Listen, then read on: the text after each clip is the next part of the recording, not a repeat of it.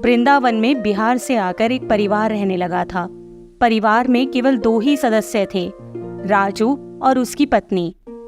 राजू वृंदावन में रिक्शा चलाकर अपना जीवन यापन कर रहा था और रोज बिहारी जी के शयन आरती में जाता था।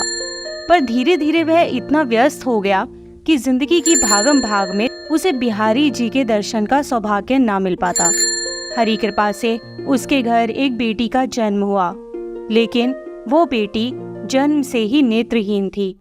उसने बड़ी कोशिश की, पर हर तरफ से निराशा ही हाथ लगी। बेचारा गरीब करता भी तो क्या, इसे ही किस्मत समझकर खुश रहने की कोशिश करने लगा। उसकी दिनचर्या बस इतनी थी कि वृंदावन में भक्तों को इधर से उधर लेकर आते जाते रहना। लोगों से बिहारी जी के चमत्कार सुनता और सोचता, काश मैं भी बिहारी जी से जाकर अपनी तकलीफ कह पाता। और फिर यह सोचकर वह चुप हो जाता कि बिहारी जी के पास जाऊं और वो भी कुछ मांगने के लिए। नहीं नहीं, ये ठीक नहीं है।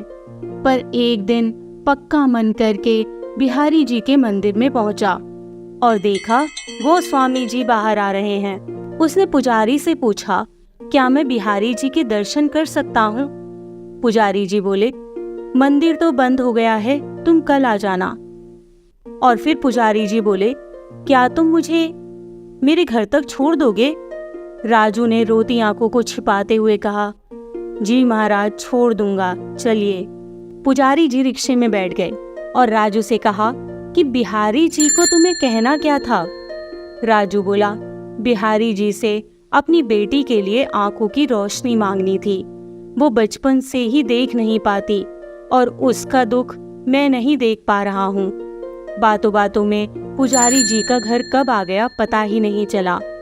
पर घर आकर राजू ने जो देखा और सुना वो हैरान कर देने वाला था। राजू ने देखा कि उसकी बेटी दौड़ भाग रही थी। उसने बेटी को गोद में उठाकर पूछा, बेटा ये कैसे हुआ? बेटी बोली, पिताजी, आज एक लड़का मेरे पास आया था और वह बोला, तुम राजू की बेटी हो ना? तो मैंने उससे कहा, हाँ जी। तो उसने अपने दोनों हाथ मेरी आंखों पर रख दिए और फिर मुझे सब दिखने लगा, पर वो लड़का मुझे कहीं नहीं दिखा।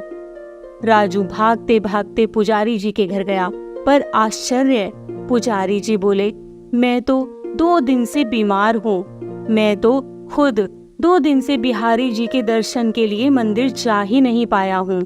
इतना सुनना था कि राजू की आंखों से झरझर आंसू बहने लगे और वह मन ही मन में बिहारी जी का कोटि कोटि धन्यवाद करने लगा।